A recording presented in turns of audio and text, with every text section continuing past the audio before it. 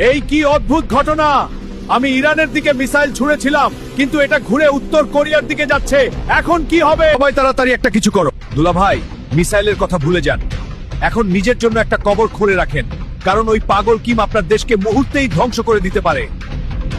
Sir sir, আমাদের দিকে আমেরিকার একটি মিসাইল আসছে, এখন আমরা কি করব? আমি তো এই দিনেরই অপেক্ষায় ছিলাম। ট্রাম্প খুব বার বেড়ে গেছে। এবার দেখো মামুন, তুমি দ্রুত হেড করে খবর দাও, আমাদের সব মিসাইল প্রস্তুত করতে বলো। জি স্যার। হ্যাঁ মামুন, মিশনগুলো কি লঞ্চের জন্য প্রস্তুত?